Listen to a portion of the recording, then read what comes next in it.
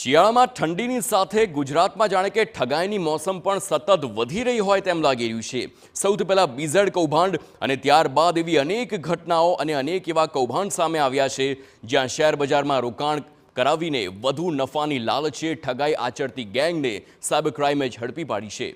કહેવાય છે કે લોભિયા હોય ત્યાં ધુથારા ભૂખે ન મરે। રોકાણકારોએ પણ વધુ નફાની લાલચમાં આવી પોતાની પરસેવાની કમાણી જે દાવ પર લગાવી છે અને રૂપિયા ગુમાવવાનો હવે વારો આવ્યો છે। સાયબર ક્રાઇમે ઝડપી પાડેલા 3 આરોપીઓમાં નિવૃત્ત તાલુકા વિકાસ અધિકારીના પુત્રનો પણ સમાવેશ થાય છે। આરોપીઓ પાસેથી પોલીસે 37 લાખ રૂપિયા રોકડા જપ્ત કર્યા છે। આરોપીઓની મોડસ ઓપરેન્ડીની વાત કરવામાં આવે તો શેર માર્કેટમાં રોકાણ માટે ટિપ્સ આપવાનું કહી વોટ્સએપ ગ્રુપમાં જોડતા હતા। શરૂઆતમાં રોકાણકારોને થોડો નફો અપાવી વિશ્વાસ કેળવતા હતા। પોલીસે ઝડપેલી ગેંગના મુખ્ય સૂત્રધારો કંબોડિયા અને વિયેતનામમાં બેઠા બેઠા રેકેટ ચલાવતા હતા તે સામે આવ્યું છે, જેઓ ભારતમાં એજન્ટને રોકી લોકો સાથેથી ઠગાઈ આચરતા હતા। અમદાવાદના એક રોકાણકાર સાથે 59 લાખની ઠગાઈની ફરિયાદના આધારે સાયબર ક્રાઇમે આ ગેંગને ઝડપી પાડવામાં સફળતા મેળવી છે।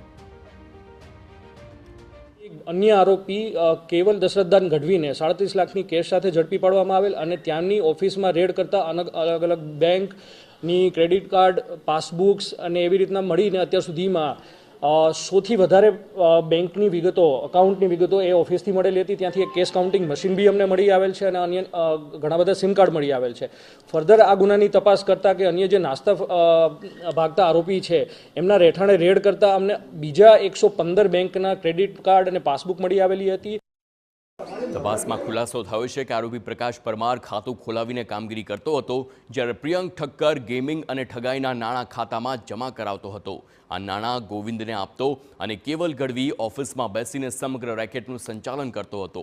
પોલીસની તપાસ દરમિયાન 37 લાખ રોકડા સાથે ચેકબુક, ડેબિટ કાર્ડ, પાસબુક તેમજ સિમ કાર્ડ પણ મળી આવ્યા છે। આરોપી ગોવિંદ અને ફરાર આરોપીઓ ઠગાઈના રૂપિયાને અમેરિકન ડોલરમાં કન્વર્ટ કરી વિદેશમાં બેઠેલા આકાઓને મોકલી આપતો હતો, જેના બદલામાં તેને 10થી 15% કમિશન મળતું હતું।